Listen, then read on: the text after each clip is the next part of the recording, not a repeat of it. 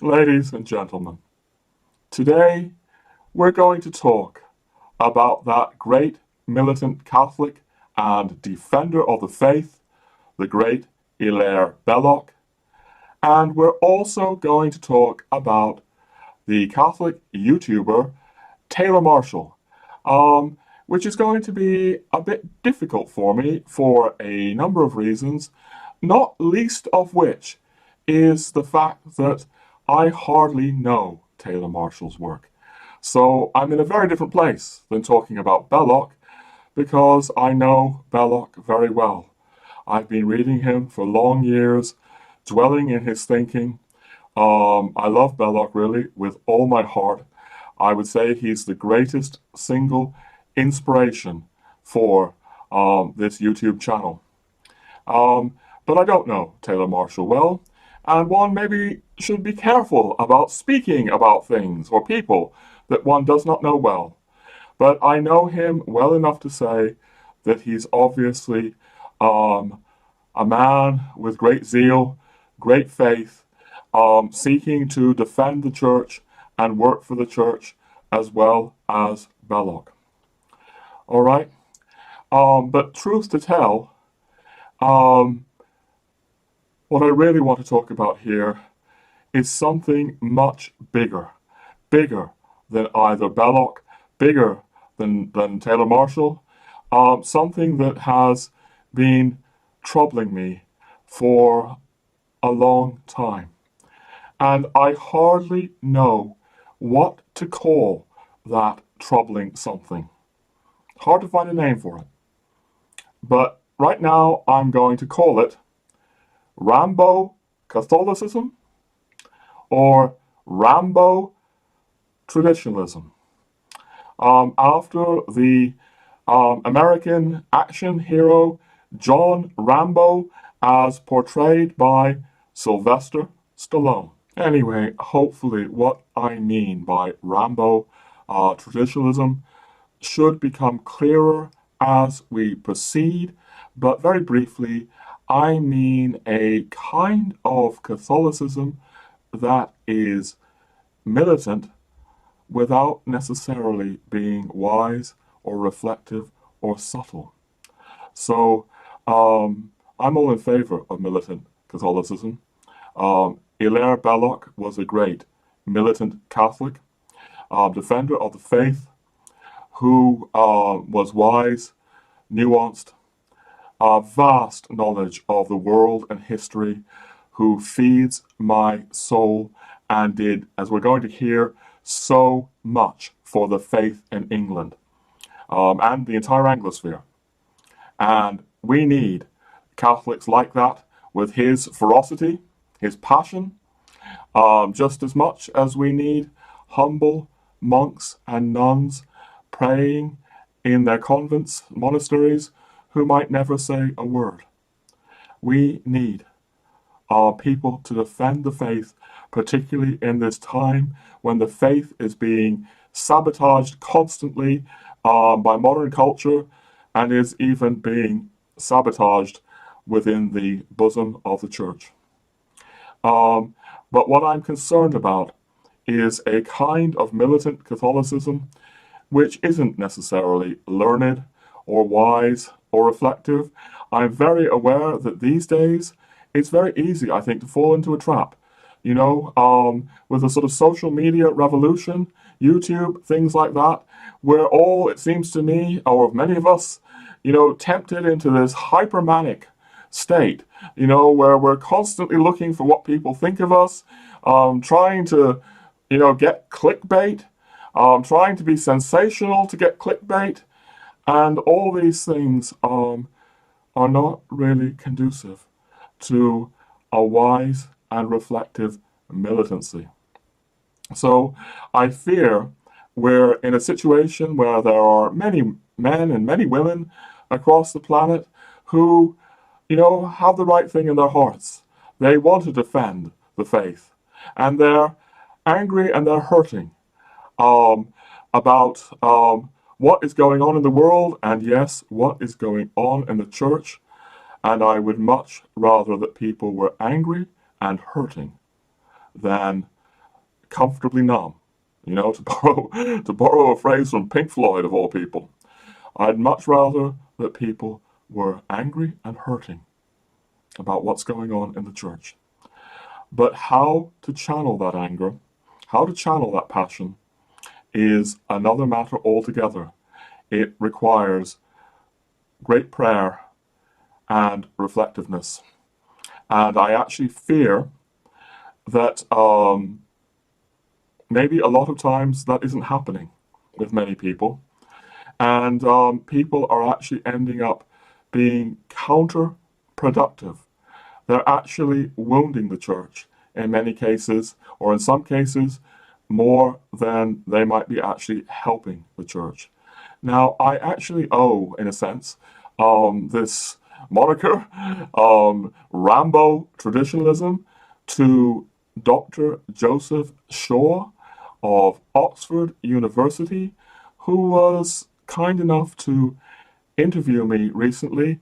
We have his interviews with me on a couple of episodes on this channel, episodes 26 and 27. Maybe I should be more precise and say Dr. Shaw never used the words Rambo traditionalism, but what he did do in a hard-hitting article talking about Taylor Marshall was to suggest that Taylor Marshall was calling for Rambo-like tactics, Rambo-like posturing at this terrible moment of crisis for the Latin Mass in the church. And yeah, just to say, at the time I'm recording this now, we're in the wake of Traditionis Custodes, which is the motu proprio from the Holy Father, which certainly appears to be aiming at the long-term suppression of the Latin Mass.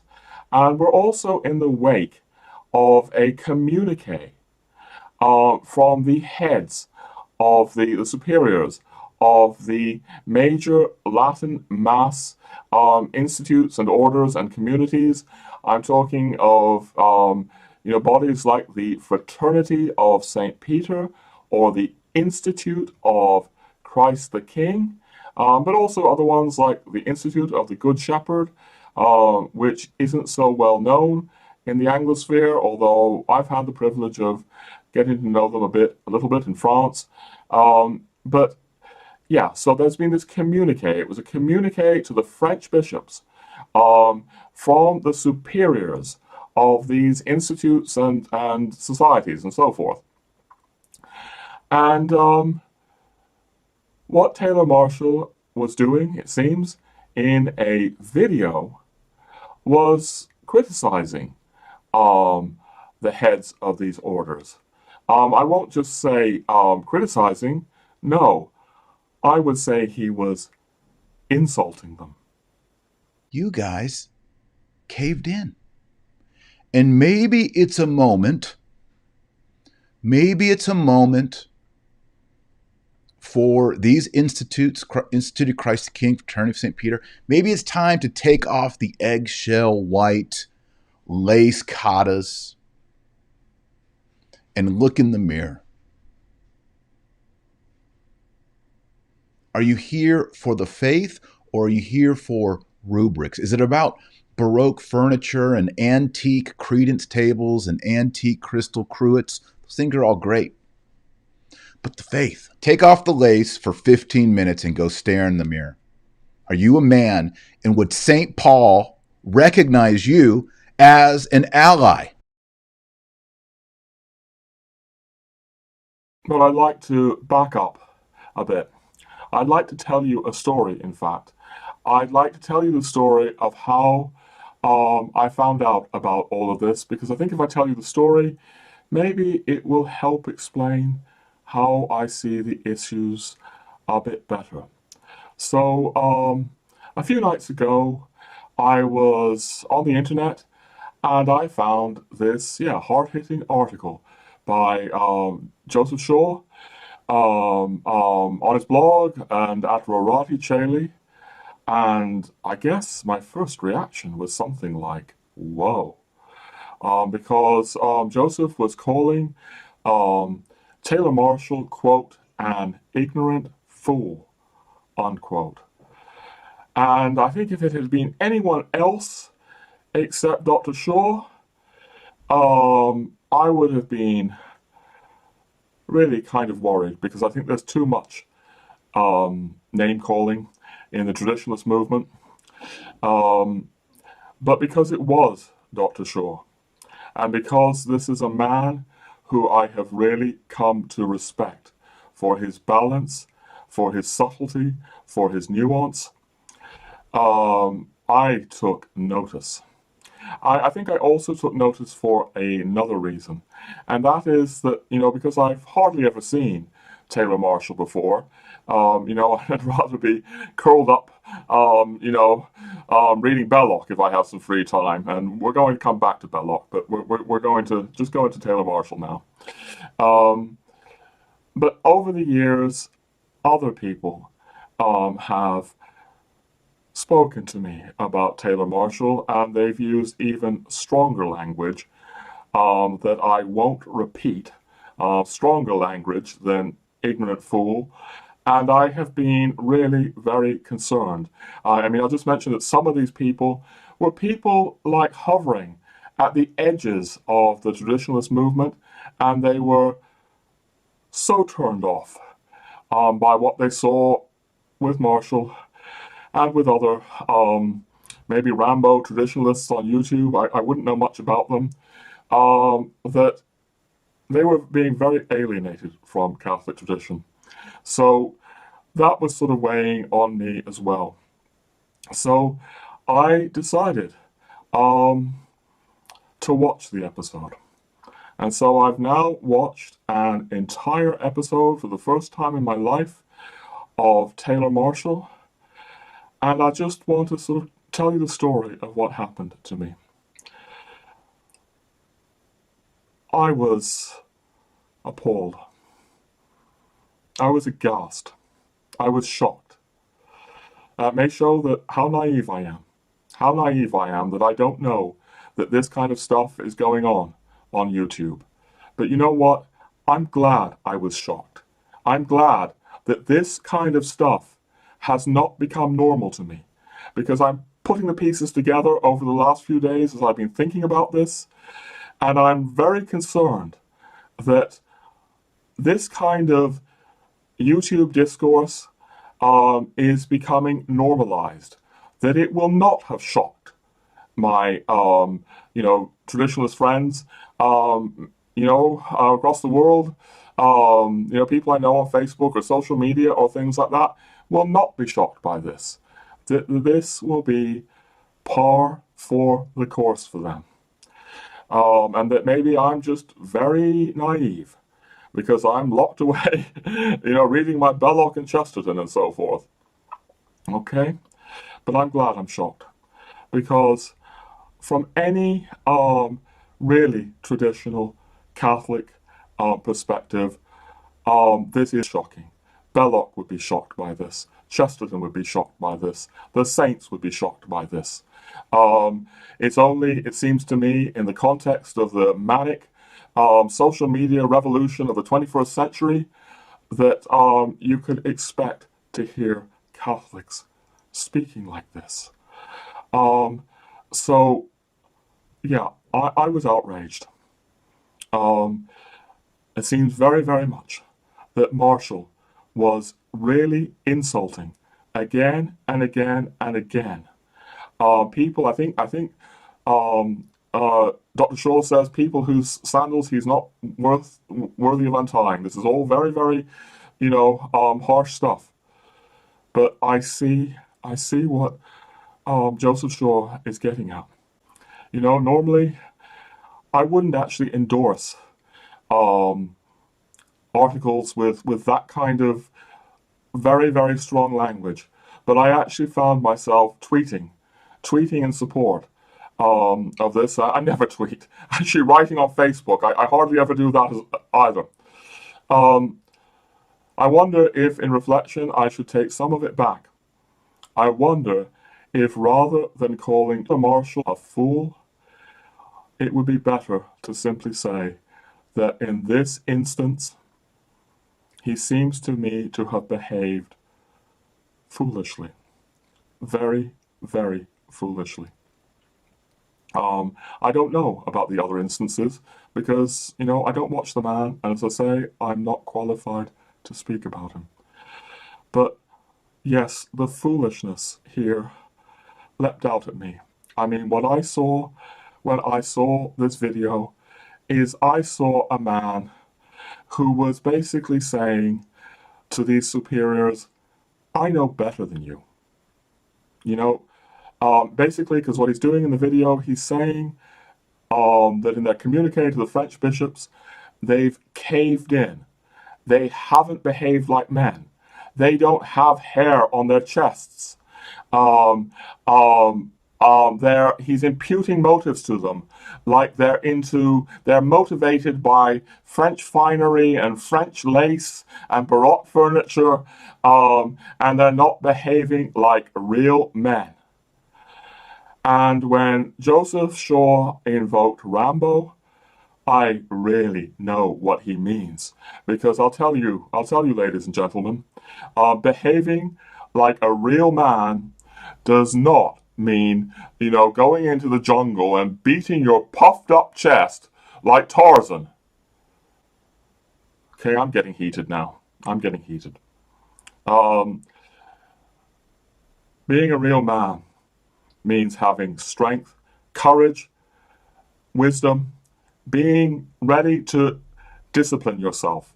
And I'm not going to go into everything Joseph Shaw says. I'm going to give you a link down below to his article.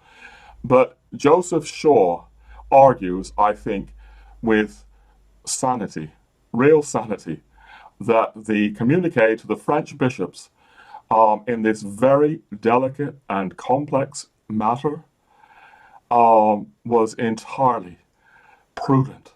It was entirely prudent. We're not going to get into that now. But I see someone like Joseph Shaw doing so much work for the faith, including intellectual work, thinking these things through, thinking them through soberly, sanely, in a world that seems to me to be becoming so manic that maybe fewer and fewer of us are able to do that. I don't know.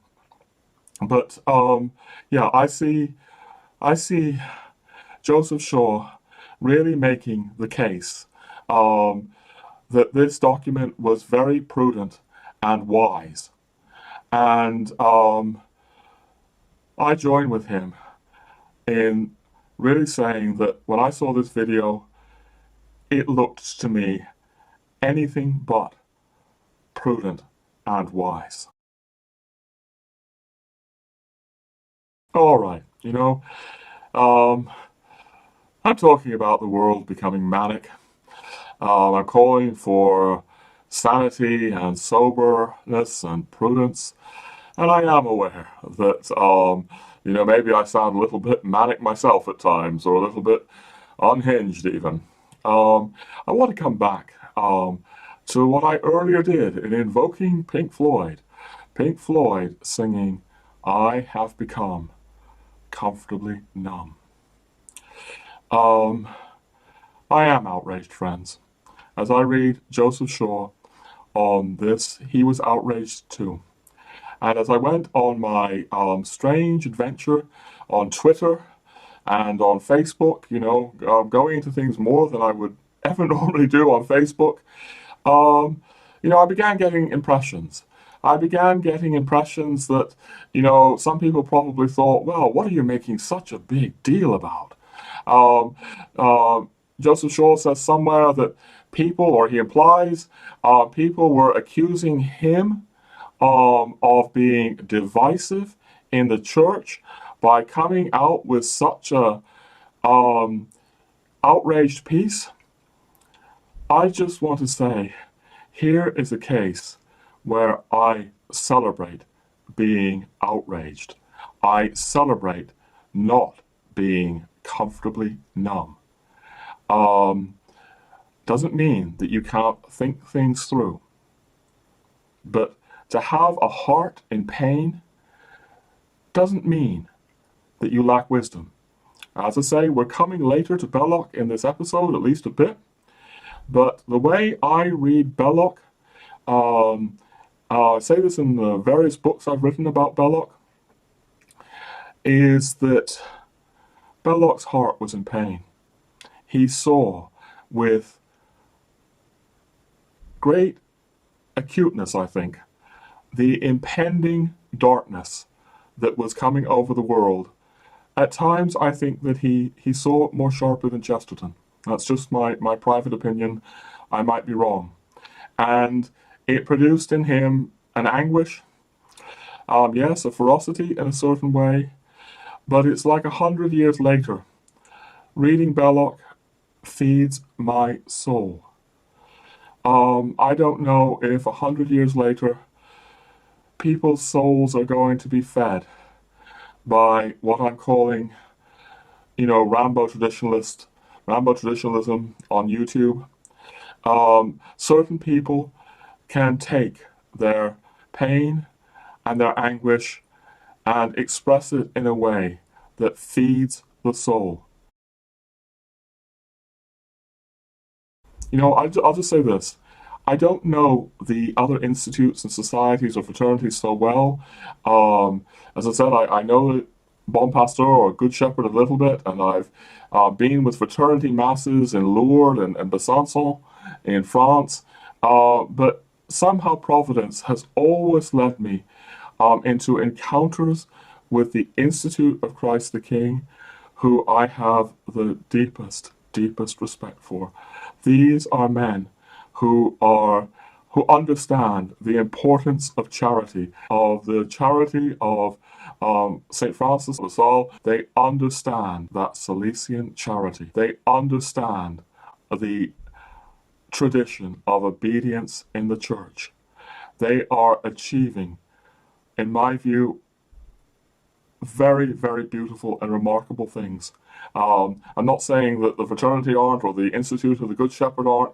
I'm saying this because I know the Institute far better.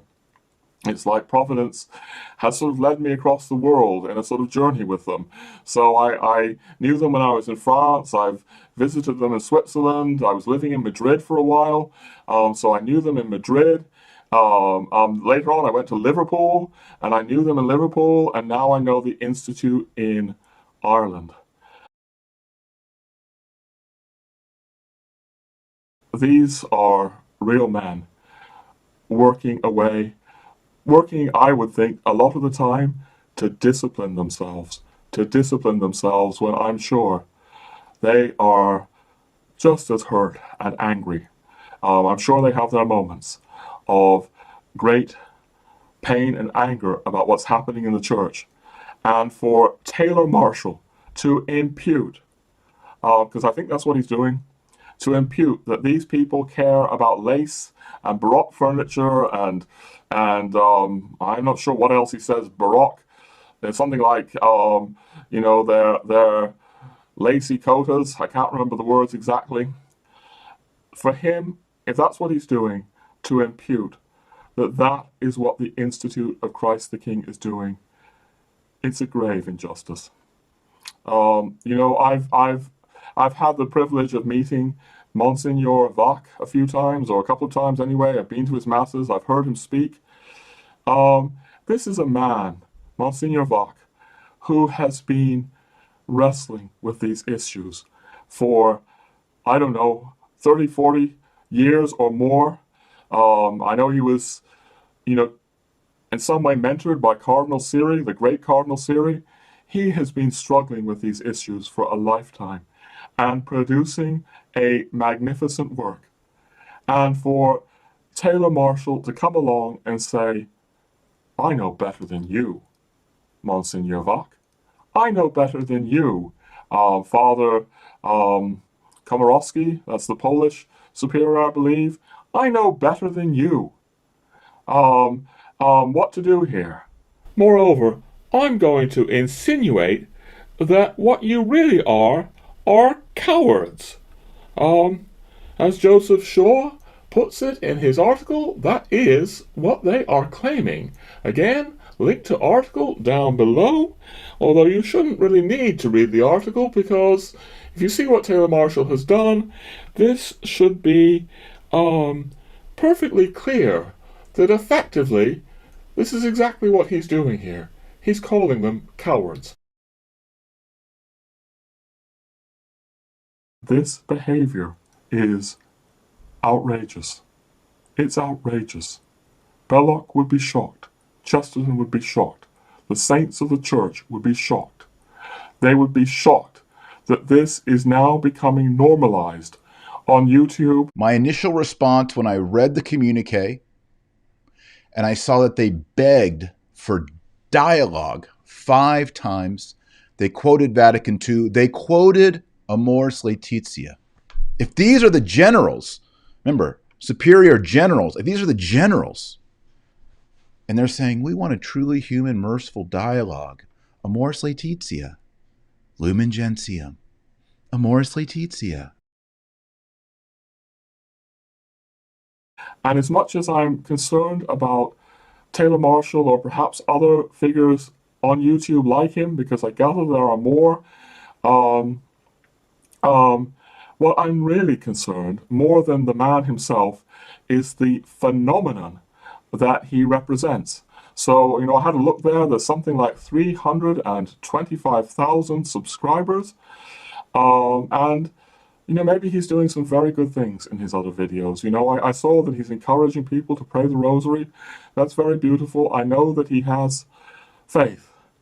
But I am concerned that we have a generation of people now, a generation of young people especially, who are being catechized by YouTube.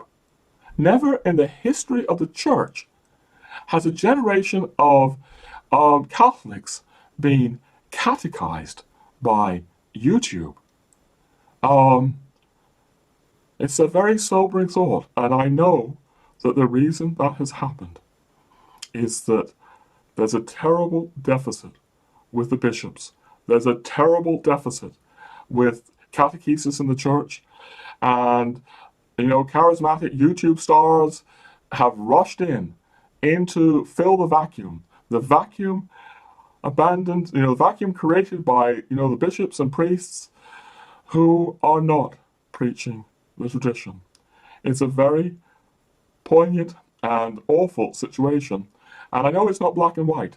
I actually know of stories of young men who have taken this catechesis from YouTube, and it's really helped their faith. They've been given a better catechesis, however flawed it might be, by, a certain stars on YouTube.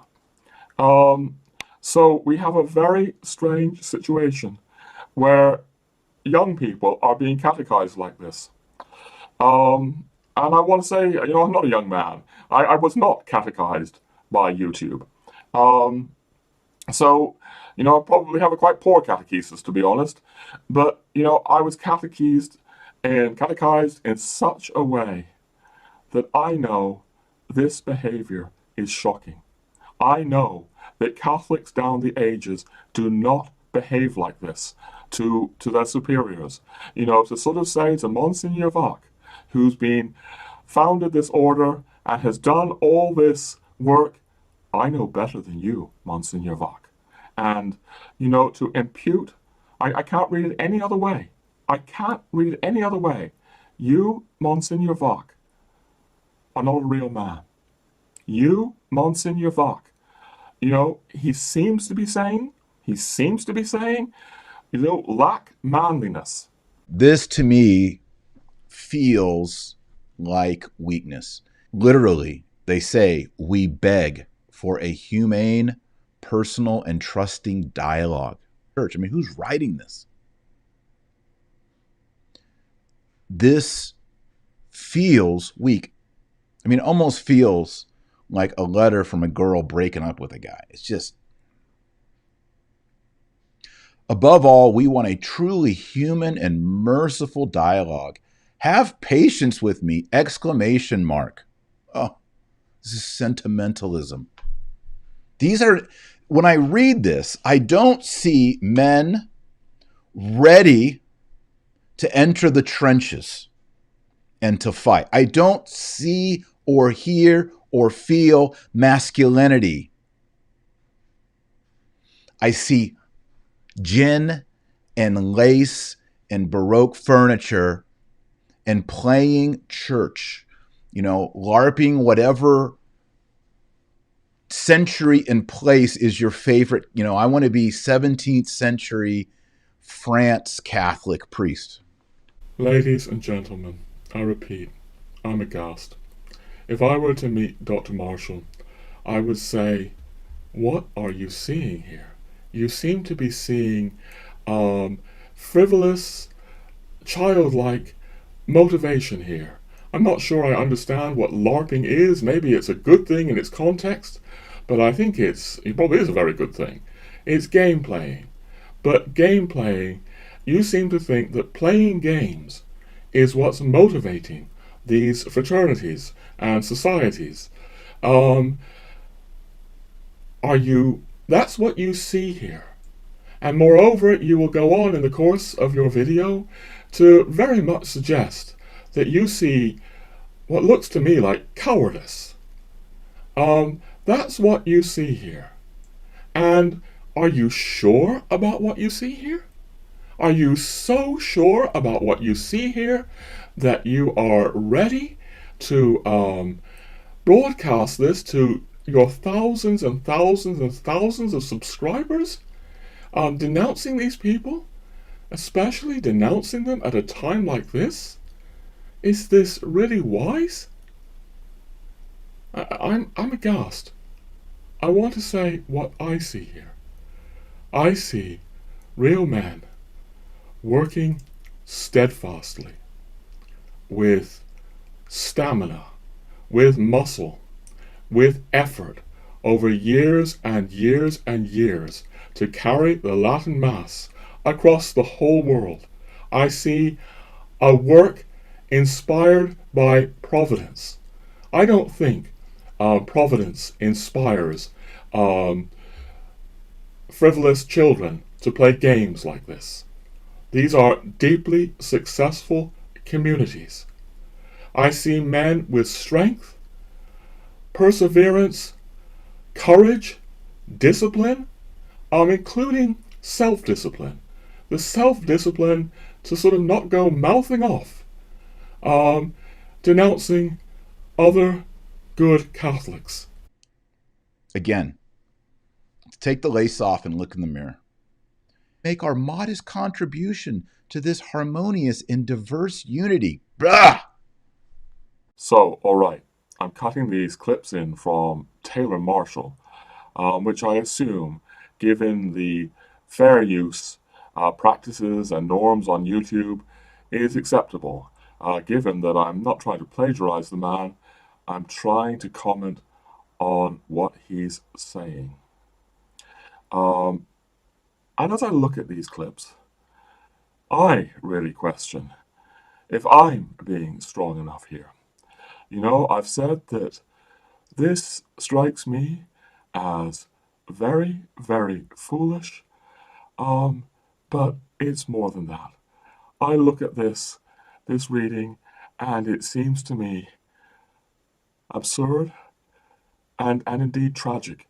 Tragic that this is being broadcast to thousands and thousands and thousands of people who may well be uncritically accepting it. I see a tragic state of affairs here. All right, I'd like to back up just a minute or two, because earlier I was placing so much stress and emphasis on Monsignor Vac, and of course there are a number of signatories here. I spoke about Monsignor Vac for different reasons. As I say, I've encountered him personally a few times, always been moved by him. Also, he's an elder, I think, in this community. I imagine that he may have been struggling with these issues for, possibly, before Taylor Marshall was even born. I don't know that for a fact, but a lot longer than Taylor Marshall has been struggling with these things.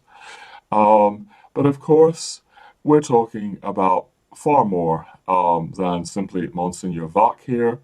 Um, we're talking about signatories. One thing I'm quite conscious of, I believe I'm right in saying that all of these signatories are Europeans. And Taylor Marshall would seem to me to be bringing a very American take.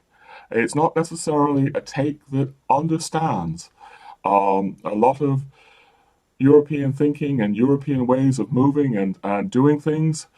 It's the kind of stereotype that many Europeans, it is a stereotype, but that many Europeans have about Americans is that they're into sort of gung-ho dynamism.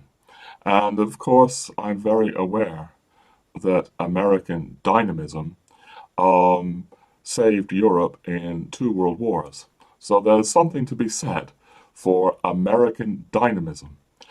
But at its worst, there's sometimes an American kind of attitude that can look at Europeans as, effete and over intellectualized and not dynamic enough.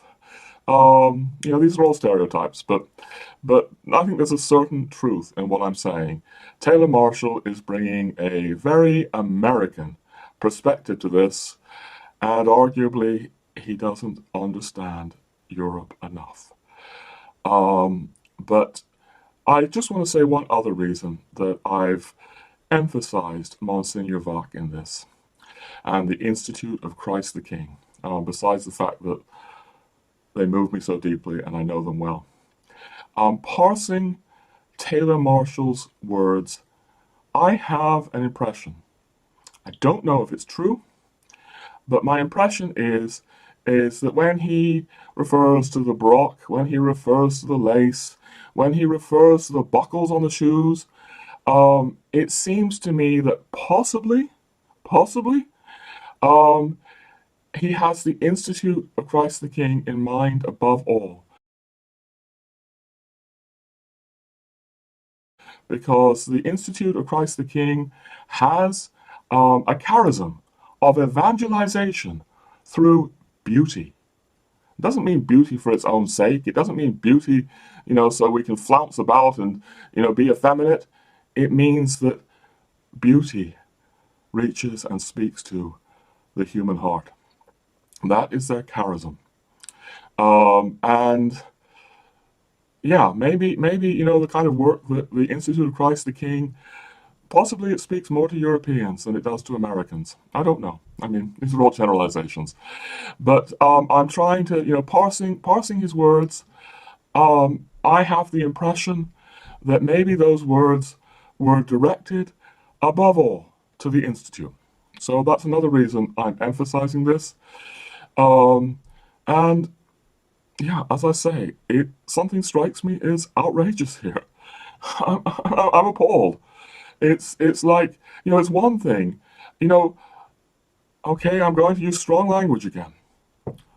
I personally find this reading of the situation absurd and tragic. I do. But let's just, for a moment, I don't think this is true at all, imagine that Taylor Marshall's reading of this situation, contained, a significant measure of truth, that it wasn't absurd. You would still have to ask, is it really wise to come out here on YouTube with your thousands and thousands of viewers and start undermining these communities? Creating this kind of division. Even if Taylor Marshall's reading were correct here, even if these institutes, were just effeminate and this, that, and the other thing. Well, he didn't say they were just effeminate, but, lacking manliness. Even if, there were a shred of truth in that. Personally, I think it's an absurd misreading. I want to stress that. But even if there were, do you really have wisdom and prudence to come out on the internet when you know you've got this following and start undermining these people like this? And moreover, especially at this time of incredible crisis for these communities, is it really wise to take this kind of course? This time when these communities are facing, their greatest challenge ever? I'm looking at your channel, Dr. Marshall. I see that sometimes your videos get hundreds of thousands of views. This one so far has got 65,000 views. It's a lot of views. And I presume that many of the people watching these are exactly the same people in the pews of the Fraternity of St. Peter and the Institute of Christ the King. So these people are getting a double message. They're getting the message that, of course, you want to give them, and they're getting the message that their priests, obedient to their superiors, are giving the congregation. This is bound to create conflict for, the man in the pew. Internal conflict. Now, I can't speak to this much yet. I don't have much knowledge here, but I'm having the scantest indications, very, very scant indications already, that people I know online and even in the flesh who are faithful to these communities are hearing you and starting to question these communities, which, of course, would seem to be, forgive me if I'm wrong, but it would seem that, that's what you would want to do. You would want them to question their superiors, these priests. You would want them to, see things your way, rather than the way these serious, experienced, strong, wise men are trying to deal with the situation. I mean, the whole thing seems, forgive me, disgraceful, but especially disgraceful at this time. And if there are people out there on social media looking to Joseph Shaw and saying he's being divisive in the church by publishing an article like this, or if they're looking at me and saying I'm a bit unhinged or manic, well, they might be right. Maybe I am a bit unhinged or manic. But even if I were unhinged or manic, doesn't mean that there isn't a serious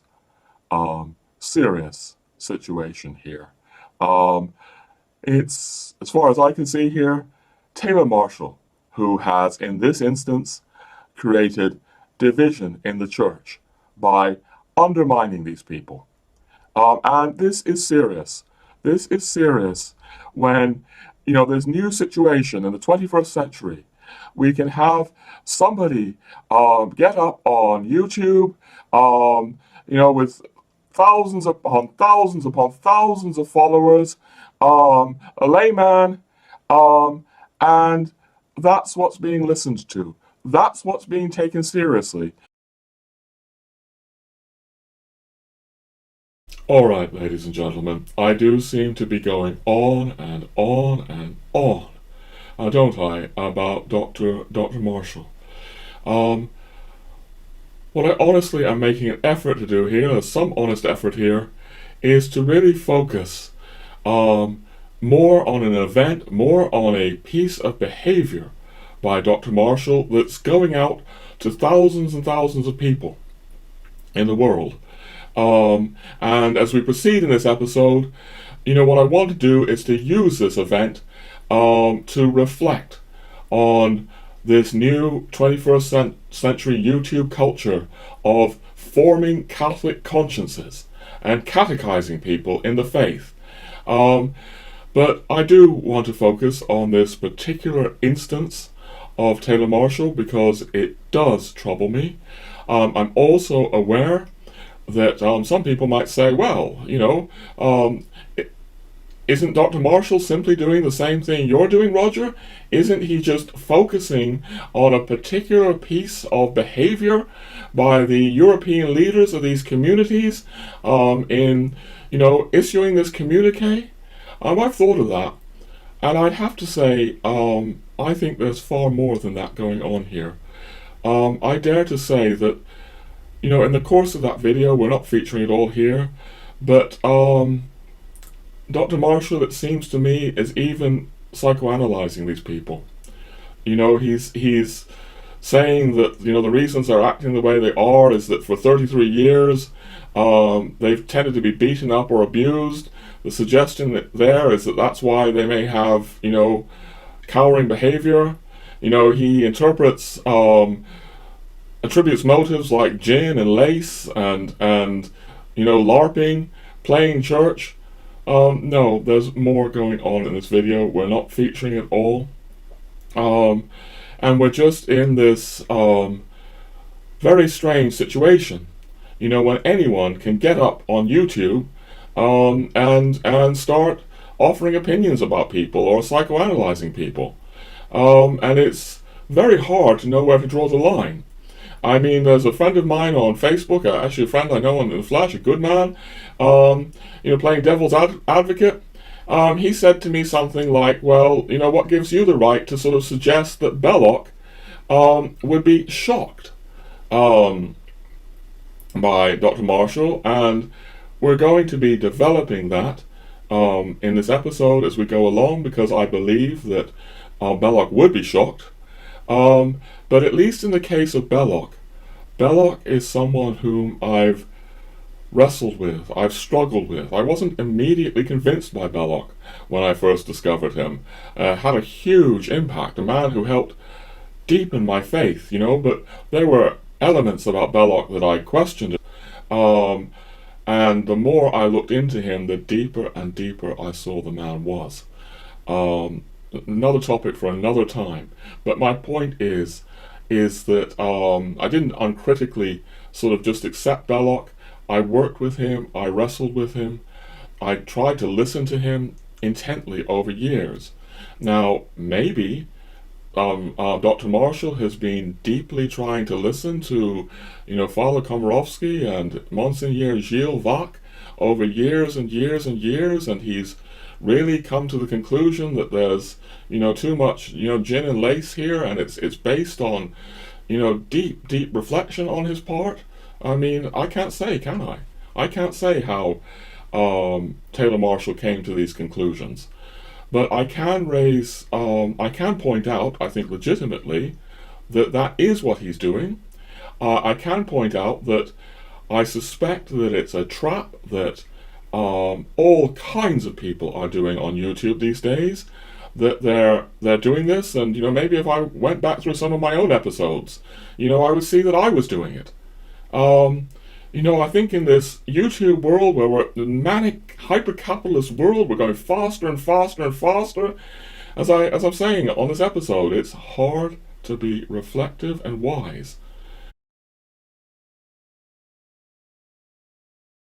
So, I am going to keep coming back to Taylor Marshall in this episode, at least to this episode from Taylor Marshall, because it's a way into a much bigger picture of how these kinds of YouTube videos are affecting people, affecting real, live, flesh and blood people, including, the man and woman in the pew. So, the whole issue I brought up earlier about how, things like this from Marshall and maybe plenty of other people, I don't know, are pitting the people against the priests.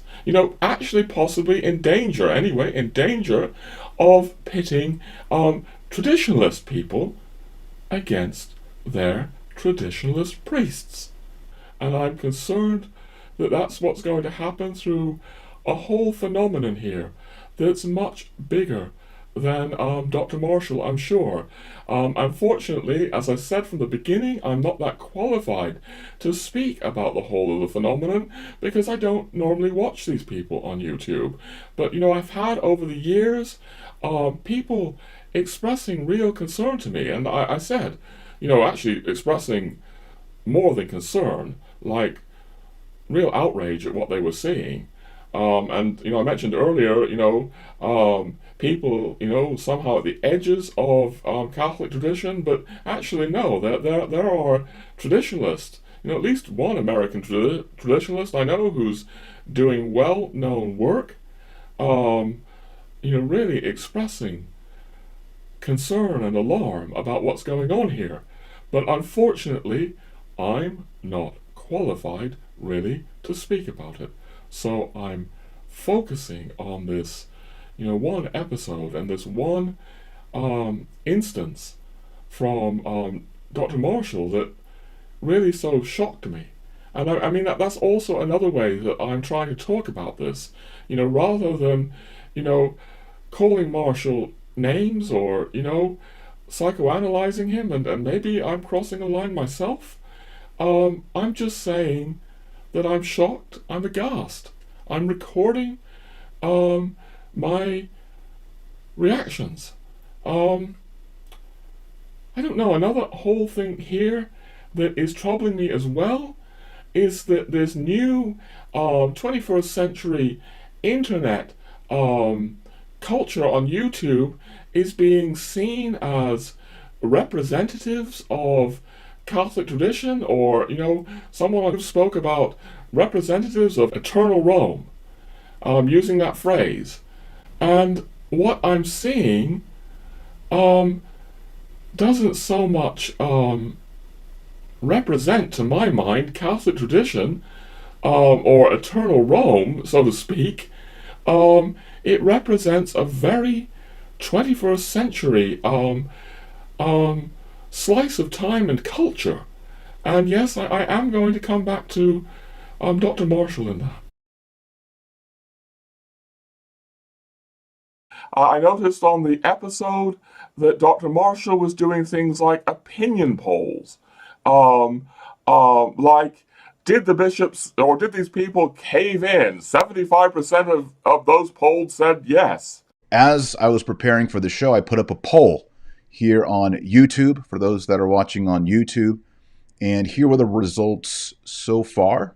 I'll share this before we get into the show and pray. Just put that on the screen. Did Latin Mass groups like Fraternity of St. Peter and Institute of Christ the King cave in last week to Pope Francis? 75% of you said yes, they caved. 25% no, they rightly submitted to the Pope. So that's 3/4 of you said no, they caved. And Not only does that beg the whole question of who these 75% are, and if they are just uncritically swallowing what Taylor Marshall and his ilk have to say, but never in the history of the church has the church been led by opinion polls. So I may be getting heated here. I'm glad I'm not numb. Maybe I'm getting too heated, but this does not mean that we don't have a serious situation. And if people are thinking that Joseph Shaw is creating division, maybe they're rather numb to what's really going on here. I think I'm going to throw something else in the pot. Didn't know I was going to say this, but it's here. I rather think that something else is going on here, and it's not Taylor Marshall's fault if I'm right, but I think there's something of a French American cultural divide going on. Now I'm an American, or at least I'm born in America, English blood, Irish heart, I sometimes say. My heart is in Ireland, but I was born in America. But I'm an American who's also lived in France. And I know how deeply different French culture is. And I also know that America has has a habit in many cases of insulting French culture. Insulting the French is somehow effeminate. I think all those years ago to George Bush's, war on, war on Iraq, and the French, the French wouldn't join in, and the French were like stigmatized as something like, what was it? Cheese-eating surrender monkeys, because they didn't go along with George Bush's war on Iraq. They're cheese-eating surrender monkeys.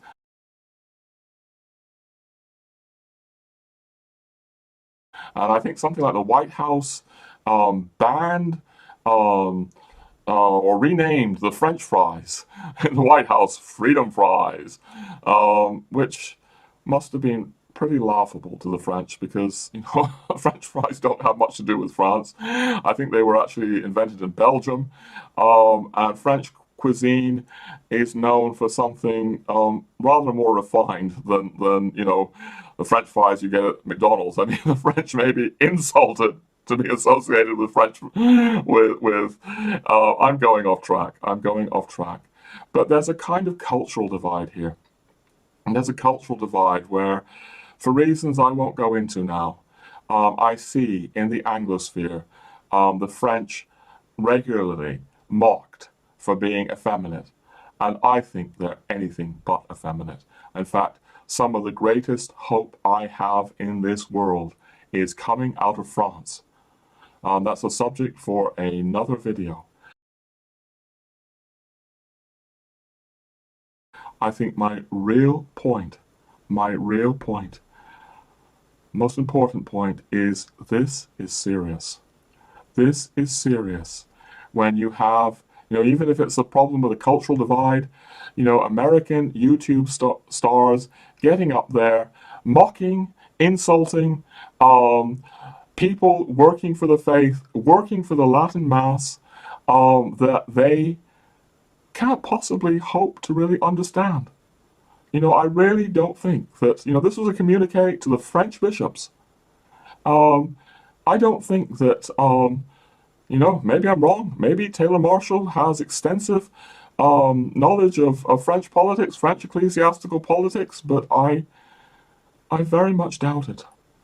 And I question the humbleness of someone who knows nothing about the situation of the French church, if I'm right, or knows very little about the situation of the French church, getting up there on a podium and saying, I know better than you.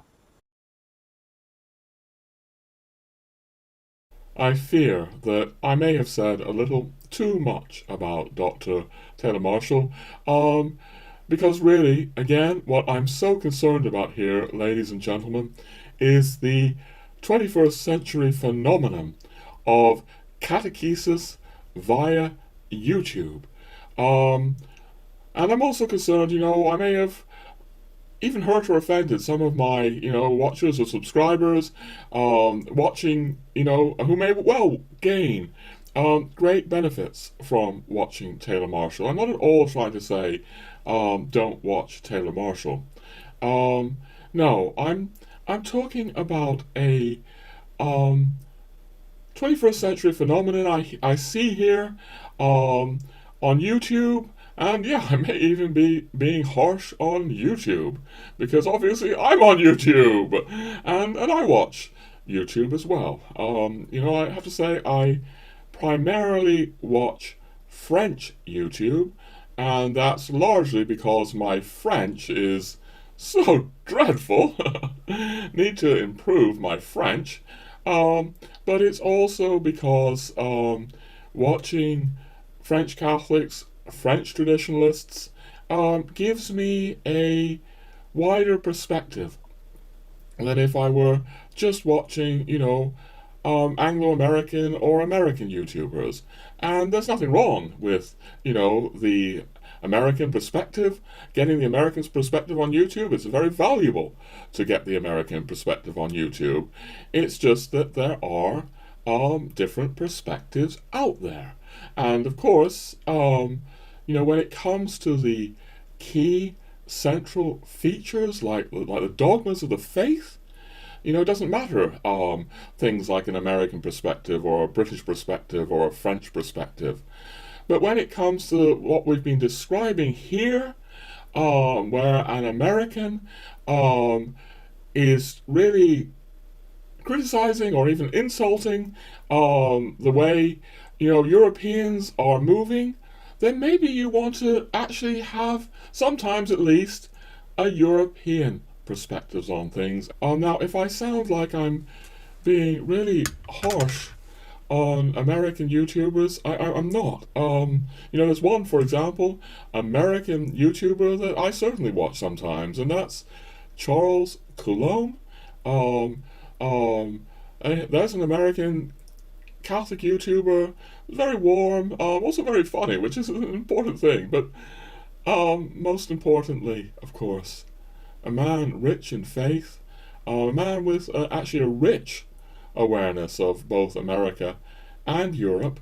But truth to tell, although I do watch Charles sometimes, I think I actually read Charles more than I watch him. I've read, I think, nearly all of his Catholic books, something like nine of them, I think. But anyway, my real point here is about, or point I want to make is about reading. Reading is important. And in this whole phenomenon that I think I'm picking up about catechesis through YouTube, I have a fear that a lot of young people may not be reading so much. And if I'm right, there is at least a potential trap there. Not saying everyone falls into it, but the potential trap that some people could be falling into is that you might get a bit tunnel visioned. And what I mean by tunnel visioned is that what you're taking in is mainly 21st century stuff, early 21st century stuff, 2020s. So you're taking in people speaking in the 2020s, and yes, maybe you are mainly taking in American perspectives here, which can hardly be helped. America is obviously the big kid on the block in Western culture. That's another reason why I want to actually emphasize reading. We're still going to be talking later in this episode about the great Hilaire Belloc. I want to talk about him as an example of heartfelt, wise, deep, authentic Catholic militancy. But another reason I'm bringing Belloc in, at least bringing him in right now, is that Belloc was both English and French. And if you read Belloc from 100 years ago, you're not only sort of going to a different cultural time period, so you're not just focused, on the 2020s and how things look now, but you're actually able to hear things from a British perspective and also a French perspective. Even if you don't read French, you can read Belloc and really get a sense of how the French see the tradition. Which, of course, again, is not the only valid way of seeing it. Americans, French, British, Irish, Polish, all have something very great and important to offer here. I really hope no one is misunderstanding me here. In fact, there's another issue that I'm concerned about being misunderstood about, and I want to clarify it.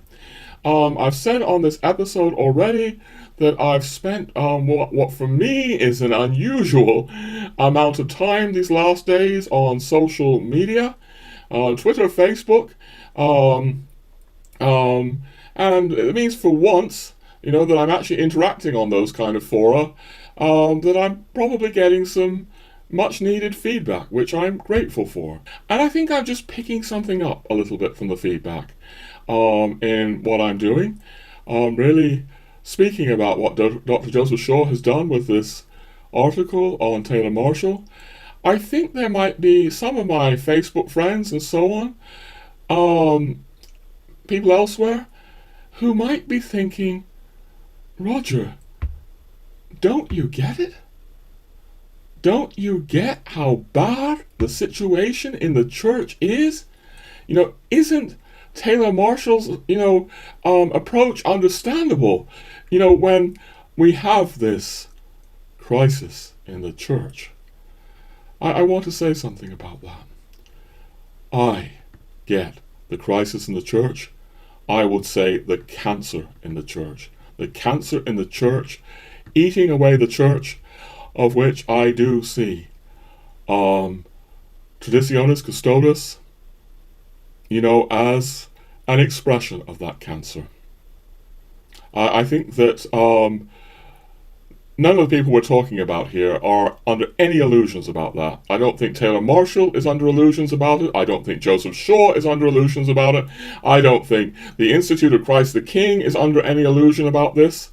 The question becomes, if we have a cancer in the church, another way you could say it is, many people share this diagnosis of the cancer in the church, but there's one thing to have a diagnosis of the cancer, and another thing to find a cure for cancer, another thing to propose what the remedy for cancer is. And so the differences that we're talking about here in this episode are about the differences of remedy.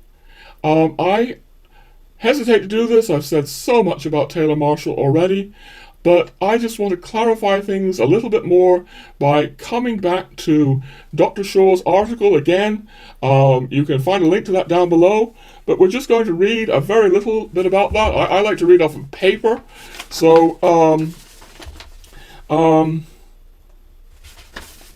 the argument which needs to be made to the bishops of France at this point is thus a delicate one, Shaw writes. Okay? It's a delicate argument that needs to be made. And then he goes on to say, Marshall appears to imagine that the superiors general should react to their complex situation with the subtlety of some Hollywood action hero. An attitude, in fact, completely at odds with the historical reality of Archbishop Lefebvre himself. So, the great French Archbishop Lefebvre was not behaving like this. And then Dr. Shaw goes on to say, what Marshall seems to be asking, would Rambo do? This is where I'm coming from, friends. The great Archbishop Lefebvre would not behave like this. Hilaire Belloc, as we're coming to, would not behave like this. Joseph Shaw, who I see is feeling the pain and horror of the cancer in the church just as much as, Taylor Marshall, to his credit, is proposing a different remedy. The Institute of Christ the King is proposing a different remedy. And it's a remedy that doesn't involve being as subtle as a brick. Any old fool can throw a brick through a window. But what if is really needed here is subtle, discriminating, discerning, disciplined action. What bothers me here is that good men, real men, are being accused of being, seems to me to be accused of acting effeminately, just because they see the subtleties of this situation. No resistance. Now, let me just say, if they put out something that was bold, something that was strong, I'm not saying disrespectful or disobedient, but something that had some strength to it, some hair on the chest. All right, I've been promising, or at least suggesting all along, that I want to make a contrast in this video between, what I'm calling or seeing as this Rambo traditionalism emerging on the 21st century internet, shocking emergence, versus what I would call an authentic Catholic militancy. And I want to focus on that great Catholic militant, Hilaire Belloc, who was, I think, a militant because he was so aware of the dangers to the faith, dangers coming from the world and now coming from within the church itself. Belloc was a man on fire. He was on fire for the real things. Belloc was fighting the real fight. He wasn't making a fight for, clicks on YouTube. I'm not innocent here. I like clicks on YouTube. I do. There are so many temptations in this kind of hyper-capitalist culture of the 21st century. And Belloc was very aware of how capitalism in his time was destroying the faith, and he meant to do something about it. Because I think we're so focused sometimes, and we can get so focused on 2021, I'd like to take you back in time to 1953, which is the year that Belloc died. And to do that, I want to show you something. This is a very precious gift that someone gave to me. It's an issue of the tablet from 1953. This is back in the days when the tablet was not the kind of progressive, awful progressive, paper it's since become in the wake of Vatican II. Back then, the tablet was edited by a leading Bellocian, and this is an issue of the tablet that is devoted to Belloc's legacy. This published the week he died, and there's an article in here from Frank Sheed about Belloc. Now, Frank Sheed, if you don't know, was part of the publishing company of Sheed and Ward, a famous Catholic publishing company in England. Sheed and Ward knew Belloc, knew Chesterton, published them. Christopher Dawson. I actually think that they were closer to Chesterton than they were to Belloc. Maisie Ward wrote 2 books, wonderful book on Chesterton. They were closer to Chesterton than Belloc, is what I tend to think. Anyway, so that makes this, what I'm about to read to you, all the more remarkable. So I want to lead into this by going back to 1953 and reading some words from Frank Sheed, and I'll be expanding them. So Sheed writes, more than any other man, Belloc made the English-speaking Catholic world in which all of us live. There was Chesterton, of course, but then Belloc had so much to do with the making of Chesterton, and Chesterton not so much with the making of Belloc. I want to unpack a bit there. Chesterton has his own original and beautiful and dare I say saintly spirit. But Chesterton was led to the Catholic faith by Belloc. Certainly took on his distributist thinking, a lot of other thinking. The phrase, Belloc made the English-speaking Catholic world in which we all live. What a phrase. This is because before Belloc came along, if you were in England, what the situation there is that Catholicism in England was mainly seen as the preserve of superstitious Irish working-class peasants. who had immigrated to England in the wake of the terrible Irish famine. There was Cardinal Newman, of course, before Belloc, but Sheed is suggesting that Belloc made the English-speaking world, because before Belloc came along, with certain exceptions like Cardinal Newman, the English-speaking world was seen, and the English tended to look down at the Irish as, superstitious peasants. Belloc mounted a ferocious intellectual argument for the faith in this wasteland that was Catholic England. So Sheed goes on, just a short tablet, see something from the 50s, about the situation at the time. The world had not much regard for the Catholic intellect, before Belloc came along. He means the English-speaking world. Catholics, a minority apart, accepted the situation.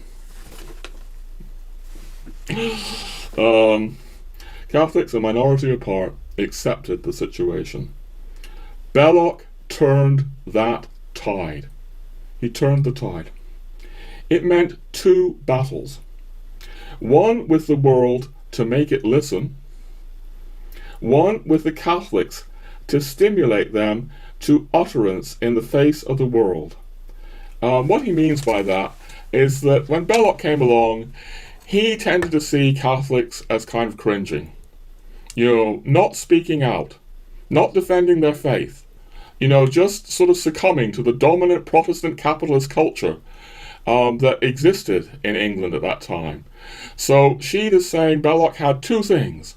One, to make English society listen to Catholicism, and to bring other Catholics to speak out.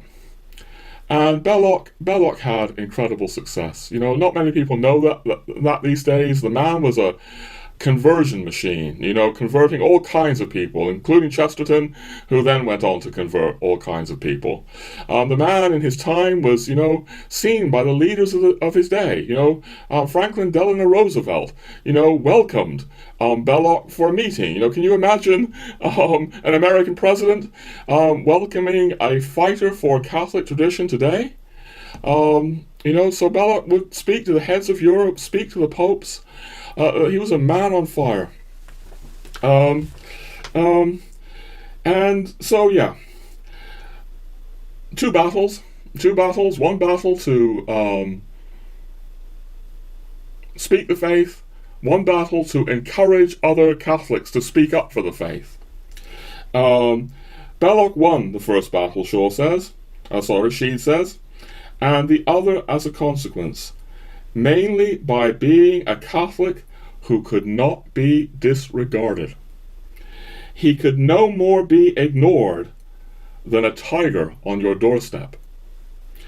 He had a will for combat and a powerful equipment.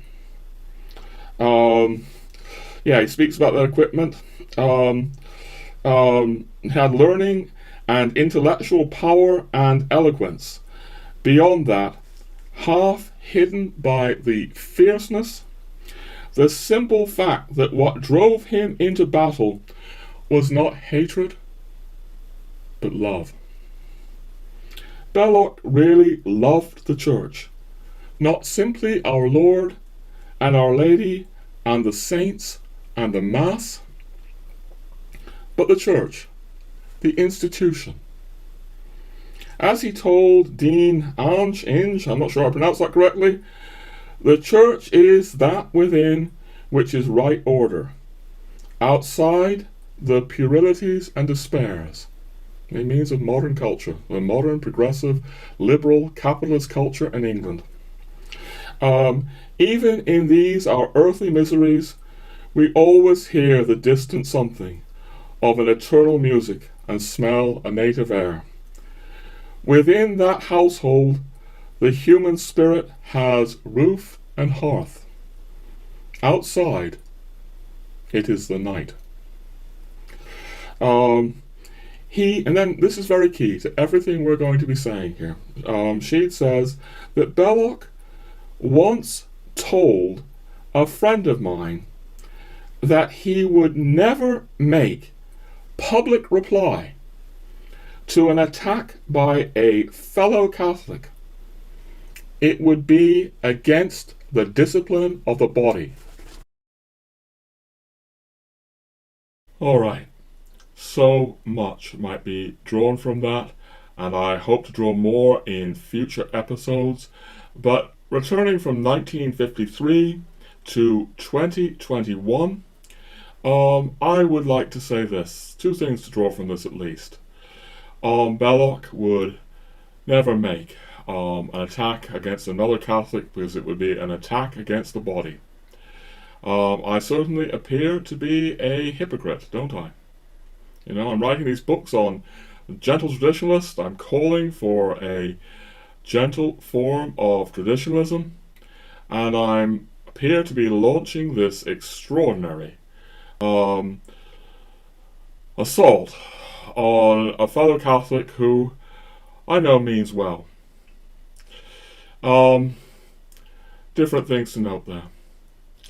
I would never even think of doing anything like this unless, you know, what's happened here is that Taylor Marshall has made this extraordinary accusation. As I'm going to come to, Joseph Shaw calls it, and I think rightly so, a contemptible accusation. You know, I think if Belloc, as I say, would be shocked beyond belief by this. His fire was directed to the good fight. His fire wasn't directed towards, you know, pulling down fellow Catholics. But I think that if he had witnessed this, he would have maybe slapped Dr. Marshall down with harsher words than Joseph Shaw has used. So I am aware of the real potential for hypocrisy here. Another point I want to draw from all of this, again, that I've been trying to draw, is that I believe in militant Catholicism. You know, many years ago, when I first read Belloc, there was probably parts of me still rather progressive and liberal and saying, oh no, you know, militant Catholicism, isn't that a bit, you know, over the top? And I think what I didn't realize back then is just how vicious the enemies of the faith can be. All right? So I see Belloc did this magnificent work as a militant Catholic. You know, if Frank Sheed is right, more than any other man made the English-speaking Catholic world, if that's true, you know, we're all Belloc's children, English-speaking Catholics, especially traditionalists. We owe this man incredibly. I owe him incredibly. I don't know what to say. You know, one thing I'm very happy with here is that Rorati Caeli has published Joseph Shaw's piece. No one can accuse Rorati Caeli of being anything less than militant Catholics who have done so much for the tradition over these last years. And so, you know, the militant Rorati Caeli joins with Dr. Shaw in saying that this is indeed a contemptible accusation that Taylor Marshall has made. So I've just defended Rorati Caeli, I've just defended Joseph Shaw. I'm going to go on defending them in this. But just a couple last thoughts here. One, I actually found myself supporting Joseph Shaw in tweeting where I suggested that, Taylor Marshall was a fool. I would like to take that back. I wish I had really said he was behaving foolishly. And I'm not going to condemn Joseph Shaw for saying that. He has a much better mind than I do.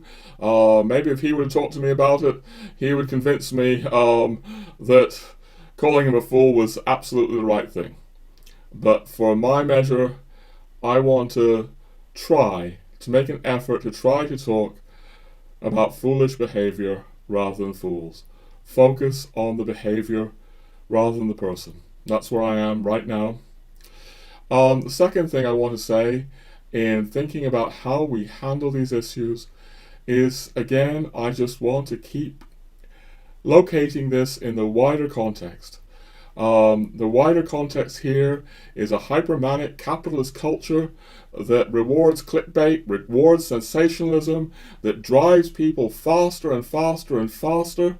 If I were moving as fast as Taylor Marshall is moving, producing all this content, all the stuff that people are doing, I can't speak for other people, but, my IQ would be down in the double digits, maybe in the low double digits. I would lose my mind if I were producing this kind of content, this kind of quickly. So there's this manic, hyper-capitalist culture, and maybe, we need to compassionately remember that all kinds of people on YouTube are victims of that culture. It's easy to lose your soul, lose your mind, I would think, in this kind of YouTube culture on the internet now. So really, as much as I've kept coming back to Dr. Marshall, what I'm really concerned about is an internet culture that is creating this kind of shocking phenomenon. And I want to remind people, this is what this is about. I want to say, I was shocked by this, and if you weren't shocked, I want to encourage you to think about that. That terrible things are becoming normalized. In fact, as I was praying about making this episode, this was one of the things on my mind. I had actually been thinking of making an episode about these kind of issues for a long time. So it's kind of like when Joseph Shaw came out with this, and when I saw the Taylor Marshall video, it crystallized something, and I felt now is the moment to finally speak about the issues here of the normalization of this kind of culture on the internet. Maybe I've spoken too much of Marshall and not enough about the normalization of YouTube forming Catholic consciences. Anyway, that's what it was, an opportunity for me to talk about these issues, and I've leapt for it. The third thing I want to say is that, generally speaking, I think it would be more appropriate to speak about the tragedy here, about the heartbreak, the tragedy of thousands and thousands and thousands of Catholics being encouraged to behave in a way that Catholics have never behaved before, as far as I know. Recently, I did my own episode on Traditionis Custodes. It's the last episode on this channel, episode 29. If you see it, you'll see that that's really what I was encouraging, for us to sort of focus on the tragedy and the heartbreak of Traditionis Custodes, rather than calling the Holy Father names. And, despite the fact that I contradict myself, really I would prefer to focus on the tragedy of this situation where, I very much imagine that Dr. Taylor Marshall is hardly alone, but all kinds of people are calling for these kinds of things. I don't know what to do here. Opinion polling to say, did the superiors cave in, like calling for ecclesiastical guidance through opinion polling? This is a tragic state of affairs. I wonder if some of you might be thinking that I'm just banging on about this opinion poll stuff. If I am, it's partly because it's a symbol of a point I'm trying to make here. It's a point I don't actually know if I've made here, so here's one more go at this.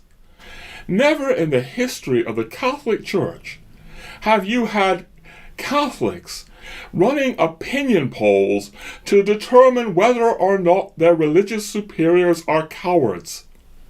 This is an incredibly 21st century social media, internet, YouTube kind of Catholicism. I spoke about the danger of becoming tunnel visioned. Looking at only one slice of time and culture.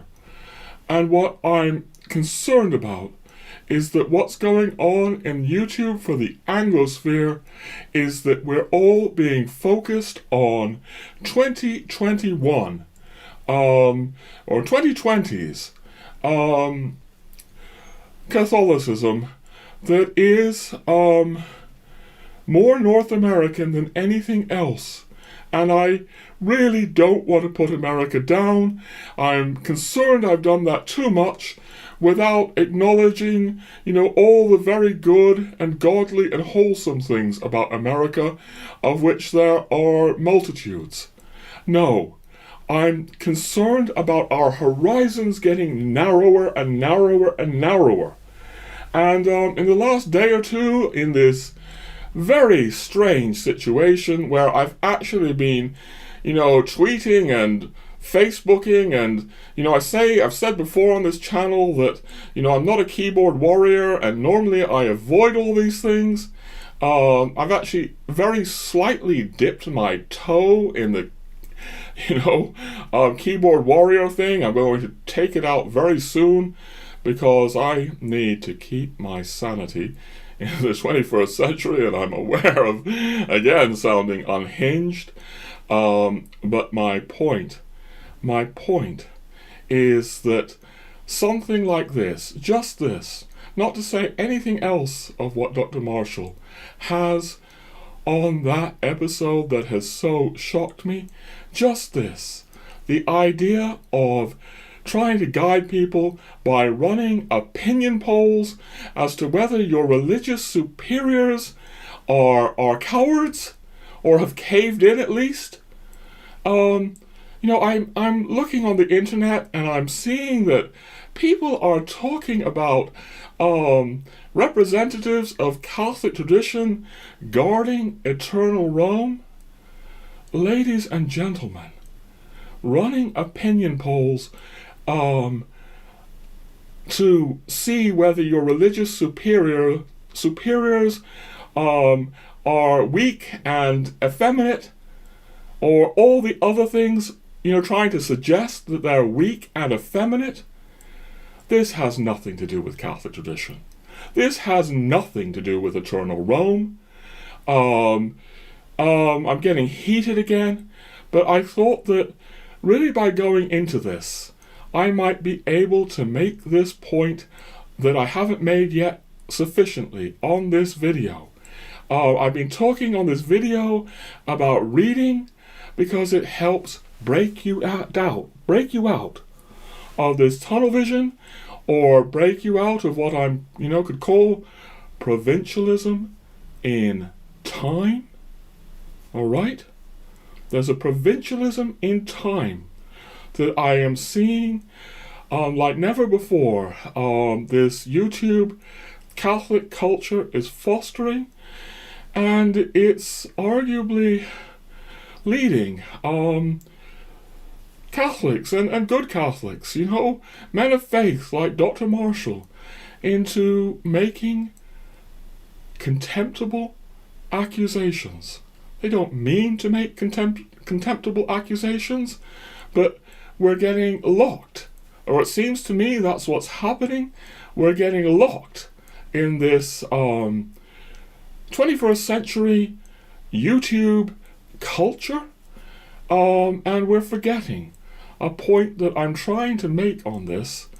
When I've been saying that Belloc would be shocked, Chesterton would be shocked, the saints would be shocked.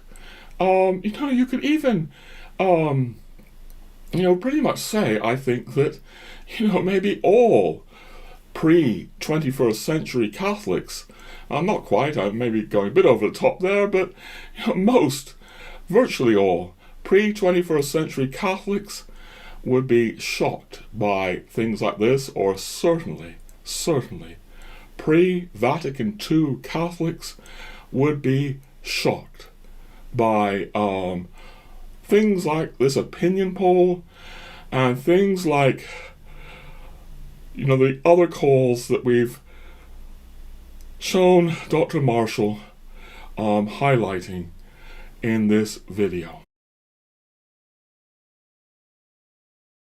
I want to make a final call here, and it's really to echo Dr. Shaw's call, because after Shaw has really spoken about how awful this accusation is, he says something in bold. I'm going to quote it to you.